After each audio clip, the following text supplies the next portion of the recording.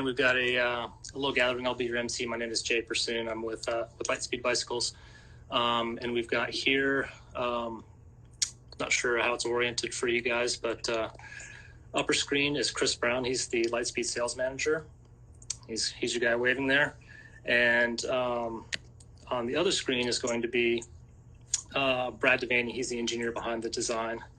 We're waiting for one more person to come in. It's going to be Tyler Benedict from BikeRumor, and he's first guy that's kind of out of our own offices that's actually gotten on the bike. So he wanted to provide a little bit of insight on how the bike rides. But we'll wait a couple more minutes here for Tyler. He's just texted me saying he's getting ready to chime in. So hang tight, and we'll have a little chat with these boys. Jay, how's the weather out west today? Things are good. Yeah, I should probably speak to, looks like he needs another invite. Things are good. So our team here is, I'm actually out in San Diego, but the Brad there and Chris that are in Chattanooga, Tennessee, where the factory is. Things are good out here in San Diego. Sunny and 72, as always. How about in Tennessee? Yeah, it came a big storm last night, so shut down our ride plans this evening. Cool.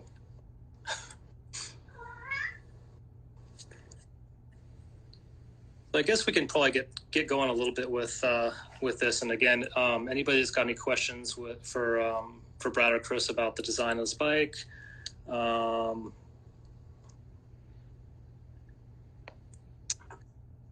let's make sure we're inviting BikeRumor.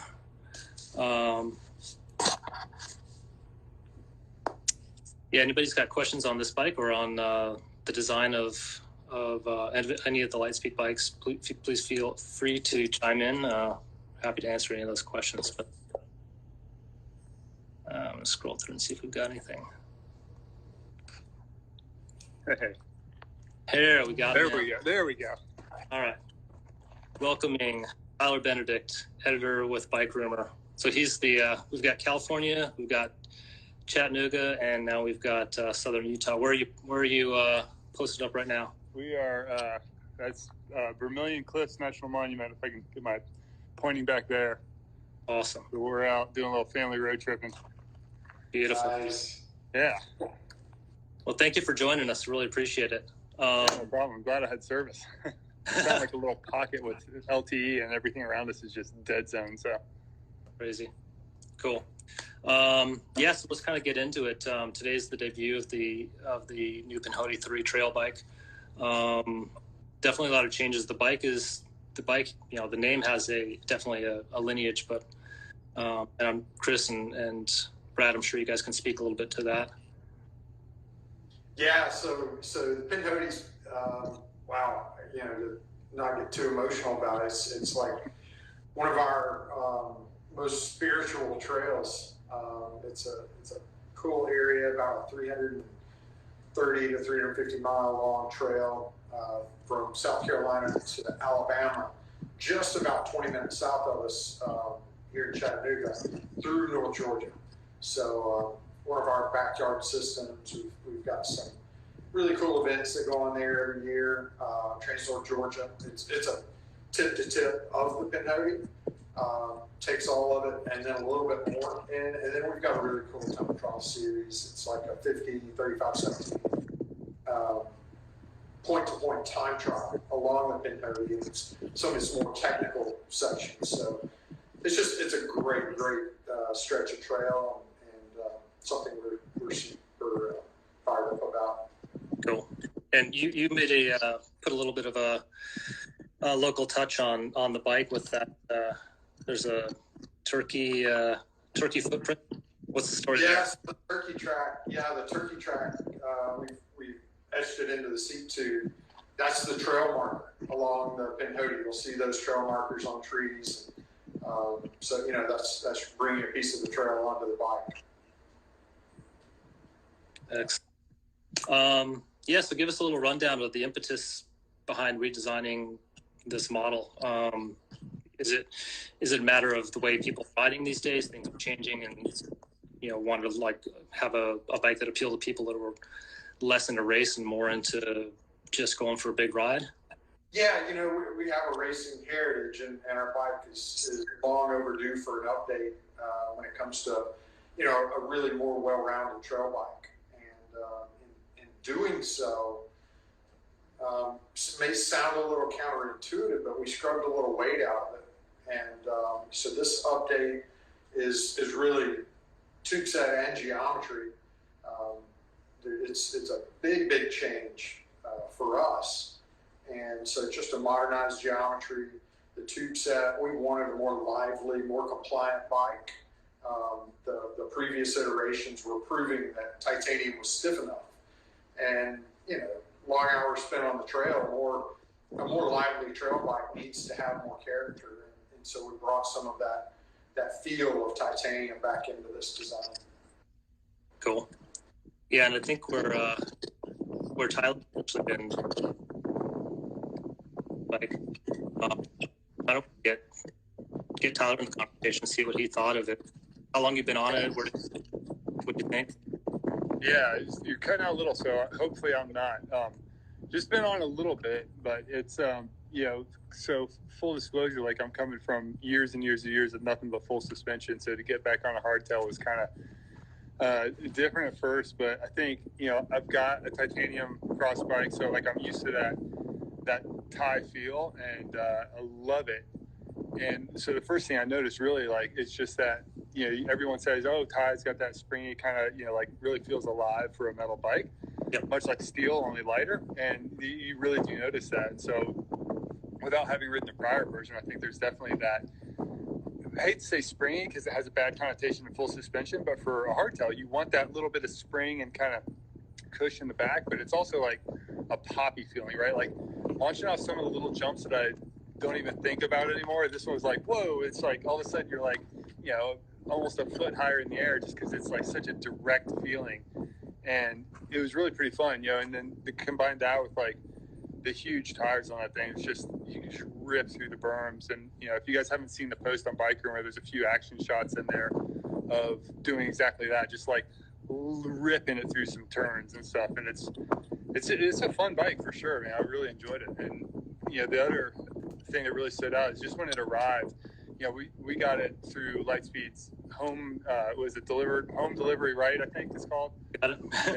And I mean, it literally shows up, the guy pulls it out of the van, it's 100% built, ready to ride, just throw your pedals on it.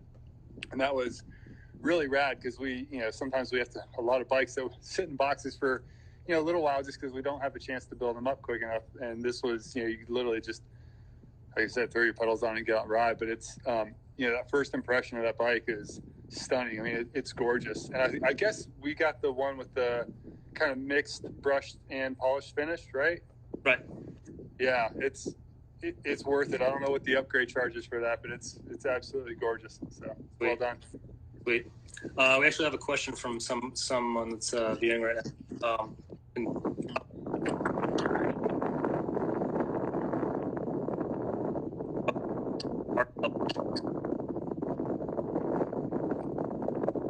Yeah, you're cutting out. I don't know who that's going to be, but I had a buddy of mine. I've got two buddies that are helping me test, and they're my size. And one of them's like, that's what he rides, is like this long travel trail hardtail for his personal bike. The other one bounces back and forth. And what they've told me after riding a few times too is that it's you get tighter handling for sure on a bike like this. And I'm failing to remember the exact bottom right height number, but it's definitely taller than a full suspension bike. So if, for like East Coast riding where you got a ton of roots and stuff, I think the big tires make up for some of the lack of suspension, but you get enough ground clearance that you can really pop the bike in and out of this stuff without smashing your pedals on everything. So I think it's for the rider that wants a more direct, snappy feeling and just likes to kind of use body English more than relying on the bike to do all the work for them. Yeah. Cool.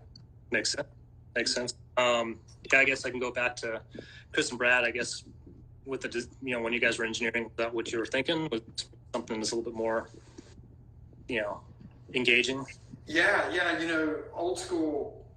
Chris and I have been riding these bikes since the old 71, 73 angles were the norm. You know, we sat further back on our bikes. It was, we were more reliant on head angle to turn the bike. We didn't get over the front wheel and push it the way you do modern geometry. And so, like I said, is not just about geometry. It was creating that had that snap and feel of titanium. But it's really just re-engaging with how a bike should work and modernizing it in all steps. I mean, the first leg of this bike, you know, my first intuition and feeling was that, man, this front end is way too soft. But it really should change. An older guy like myself, it should change my riding style.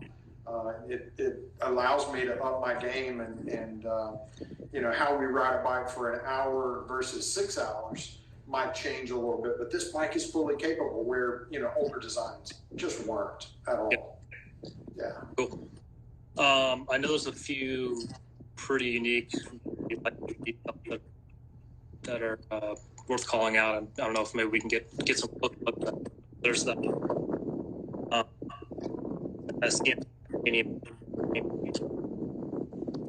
plate that debuted on the Watch It gravel bike some months ago, and it's also featuring on the Pinhoti III.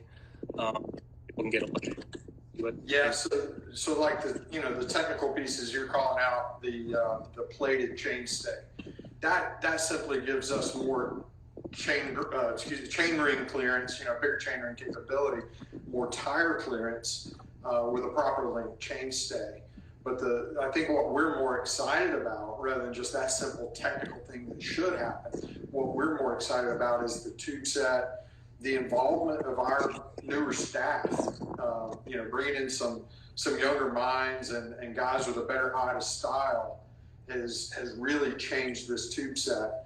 You know, a more swooping, flowing top tube that just kind of wraps down into that functional absorbent C-stay. You know, there's a lot of function going on in the upper end of this bike that we've never really built to in a trail bike. Yeah. I think we've got some wind noise. Might be mine. Sorry, I'll cover the mic. No worries. Yeah, I was going to say, does having that tire clearance, is that, you know, just being able to put a you know, much bigger tire, big footprint? Yeah, you know, with the ability to put a 2926 on it just cleanly, and then the geometry that allows you to get up over the front wheel of the bike, and you're really able to push the bike. It sticks so much better. It's just a bike that you can push hard and expect it to respond. So cool. Yeah, I think if you don't mind, let me jump in real quick, and then I might have to duck out just because the wind is picking up here, and I don't want to kill the audio for everyone. Easy. One of the things I noticed is about the geometries, you're absolutely right. Like, you can push this into the corners like you can a modern trail bike, you know, full suspension or not. Whereas, like, the prior model was, you know, it was almost like an XC bike that you threw a longer travel fork on.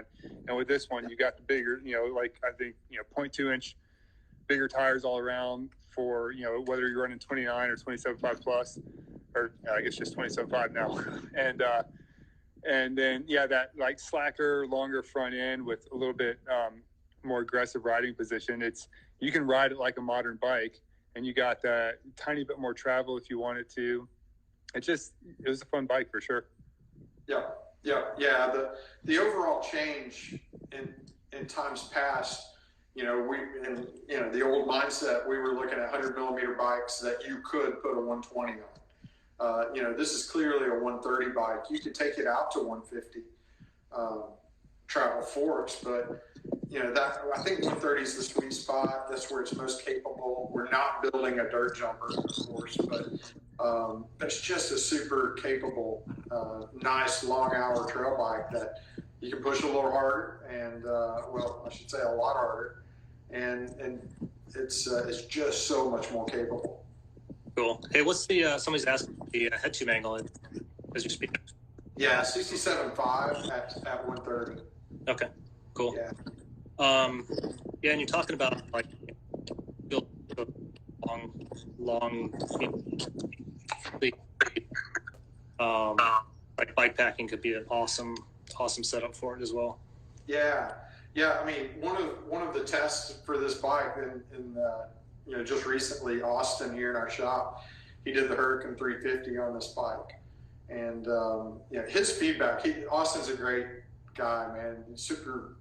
He's just a youthful, spirited guy, but he's like an old soul. All of his feedback has just been like pure wisdom. He spends long hours on the bike.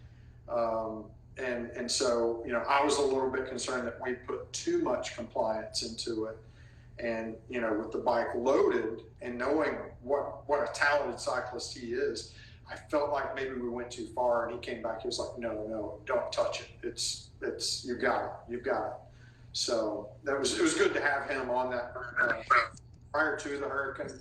And then once he was done, it was really good to hear his feedback really confirmed. Cool. Yeah, I'd say more compliance is better. I just wanted to add a note on that. So one of the guys that I've got riding for us, he's like, I'm 6'2", about 185. He's like 6'4", 240. And he's like, yeah, I couldn't get the bottom bracket to flex. And he's a powerful rider. So standing up and hammering and stuff, he's like, yeah. But like at the same time, you get that efficiency without giving up that compliance. And I mean, like I said, even going from full suspension riding for years and years now, like you can tell there's that just enough give to not, break your back on, like you said, like 8-9 hour days. So right. It was good. Hey guys, with that, I'm going to have to let you go. And thanks for having me on. Appreciate it. Awesome. Enjoy that. See Enjoy that. Right. See ya. All right. So we've got 3 of us now. A couple other things that are big on this is this bike is debuting a new finish, new two-tone finish. Tell us a little bit about that. Yeah, Chris, carried us away on that. Yeah, I don't know if we can zoom in here or what. The bike behind me actually has it, and it's something we've been working on. We're really excited about it. It's a blasted. It's actually a blasted front triangle where we mask off our logos and such and give it a nice bright brush finish kind of through the center. And then the rear triangles are really, our typical real high end bright brush finish. So you got a blasted front triangle, more of a satin kind of finish in the front triangle, and bright brushed in the back. So it's really a cool kind of subtle, look. And but it really, when you have it up close or you're close to it, man, it's really eye catching. It's obviously pretty labor intensive for us to do, but we do it all, of course, in house with our own stencils and everything. And we're glad to finally launch it here with this bike. It's debuting with the Pinhoti III. Yeah, and where this came about, Joe Hedrick here, we were talking about possibly reversing the etched logos, so that we had bright brush logos coming through an etched bike, not just an etched logo. And so he started sketching and brainstorming on ideas, and the whole two-tone thing came to life through him. So I thought that was a pretty cool. He was super vocal about the lines of the bike, the flow of the tube set, and then right down into the finish. So it's once again just a statement on the team of folks that had some good input into this bike. Good deal. Yeah. We've got another question from Josh. He was wondering about what the ideal fork offset's going to be for this bike. Yeah, so 44 is good. I like the modern parts. A traditional longer offset fork is fine as well, but I really I like the 44s. I think that's you've got to push the bike to understand it and understand what the turn-in difference is. Some of our more technical trails, I find I like the longer offsets where you're actually getting more front wheel movement. You can throw the bike in. If you're a little late on an apex, or you're just trying to bring the bike in, you're about to lose the trail. I think the longer offset may save you, but as far as really smooth cutting, flowing lines, the more modern forks are a good way to go. Cool. Yeah. Combining that with the new geometry, it's just going to be less penalty for someone that's, it's obviously less of a, XC bike that's got more kind of like nervous handling. You've got a bike that if you dive into something a little bit over your head, you're not going to pay for it by going over the bars. Yeah. Honestly, it's funny because the shorter offset forks add to a little more of that slack feel. And I resisted that for so long. I really resisted it. And I think riding this bike on a longer offset fork, like I'm saying, that choice might pay off if you're accustomed to an older geo bike. So if you're coming from older geometries and want to tiptoe in, go with longer offset. But if you really want to feel it in its smoothest nature, go with a shorter offset. Sweet. Yeah. So today this bike launches. When are people going to be able to start getting their hands on them? Yeah. Good question, Jay. Yeah, we're obviously we're launching it today. We're going to be, if customers are ordering today, we're going to be delivering them early part of May. So really quick, especially considering where the industry is as a whole. I mean, that's part of the reason is because I can walk 50 yards out there and see where they're being handmade from a frame perspective and from our builder's perspective. So it's pretty unique. So yeah, really quick lead times there, whether you order it as a frame or a full bike. And the size sets are in the queue. Yeah, we got tubing cut. They're coming through, and the unique thing about this, or another thing about this bike is we are going to have an extra small size in it. We haven't had that in the past, so we've got a full gamut from extra small to extra large, and then of course we offer custom geometry. Custom geometry, its own little entity. It does have a little longer lead times and some extra costs. It's a one-off, but we've really got everybody covered for the most part from a sizing perspective on the new Pinhoti 3. Yeah, we've got a couple of custom customers that already know about this, and their orders are in the queue as well. So for those of you that might be listening who have a custom and you've known about this little secret coming along, we're coming with it. So it's good. Pays to be on the inside track. It does, yeah. Gosh, what else did I want to ask? I think there's also the fact that this is the 35th anniversary, and this is probably just one of maybe one or two things that are coming. The rest of this year is a kind of big bike to celebrate 35th anniversary. One of many. Man, Jay, you're just making us feel older, all right? I like the youth in this bike. I like the newness in it. Let's not talk about old things. But it is cool that we've been doing this for a while, and to be able to kind of have a real spirit and emotion for the naming of our bikes, and that has purpose to us. It's as real today as it was, in the beginning, and it's good, and I think just to speak on how things are going. We've had some real compliments lately from customers saying, "Hey, we know times are trying, but we don't know how you're doing it, but you guys are delivering bikes, and we really appreciate it." And so that's the spirit of what's going on here. There's a lot of new staff here. We're training a lot of new folks for new jobs, and it's upping our qualities. We do that. But also having some guys that are stepping up. They're not newbies anymore, and they're stepping up and getting to take part in projects like this. There's just a sense of spirits going on. We were on a ride just a couple of weeks ago, and one of the guys looked around and smiled really big. He's like, "Man, this is the glory days. This is the glory days for this company." And I can honestly say he's right. It's never been this good in all that we've ever done. And so we're really fired up, not just about this bike. We just launched a new gravel bike not too long ago, and there's that same spirit and emotion behind that. But we kind of feel an ongoing process here, and we're reaching some ground that I think we've never been on before. So 35 years, great, but I'm most fired up about this one right now. Sweet. Yes, actually 2 people asking if there's going to be a 35th anniversary badge for the bikes. I don't know. It's a great idea. We'll certainly keep it in consideration. We appreciate that. I'm way too close to it and don't think about the value of something like that. But yeah, I see some head shaking on that one. That sounds like a great idea. With a little project.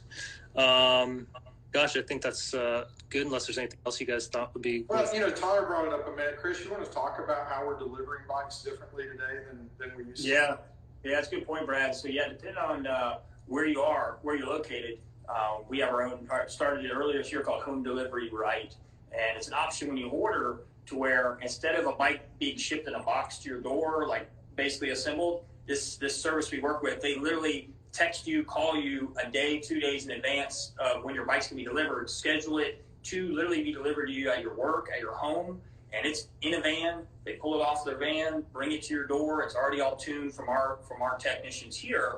They'll even put your pedals on for you. You literally don't have to touch it. Like, you don't have to worry about any shipping damage. You don't have like any fear of, I'm not sure if I know how to like put my handlebar on or put my front wheel on, whatever it might be. It just takes all fear out, in that regard. And, it's been phenomenal. Like Tyler mentioned, everybody that's chosen that service has just been blown away by how easy it is, how quick it is, how easy it was to coordinate, getting with the delivery service. They, of course, practice safe practices during COVID times. So it's been great. And then if you live somewhere else where we don't offer that, we still pre-assemble the bike here where everything's all tuned, brakes are bled, gears are dialed in. We just have to disassemble it a little more to ship wherever it might be in the world. So we have any different option to try to make it as easy as possible. You guys may know or may not know, we do offer a 30-day return or exchange policy. So if you get the bike, size isn't right, or maybe it just didn't meet your expectations or whatever, it's no problem. We'll pick it back up, get it back, exchange it. We just want to make it as easy as possible because ultimately it's about you enjoying the bike. And if it doesn't fit or isn't what you wanted, then hey, we understand and we'll try to make it to where it is what you're looking for. So yeah, it's been fun. That's been a big process for us, is doing this home delivery service and everything there. Awesome. I think the last question unless there's anything else you guys want to add, the last question I have for you guys is, you guys both ride. Like, how is it for you guys to get a bike together that you guys know you're going to go out and have just a blast on? It's not a race bike. It's just to go out and, somebody just said looks forward to beers and wrenches with his buds. It's kind of like a fun bike that you want to just, hang out with your buddies and have some beers with afterwards.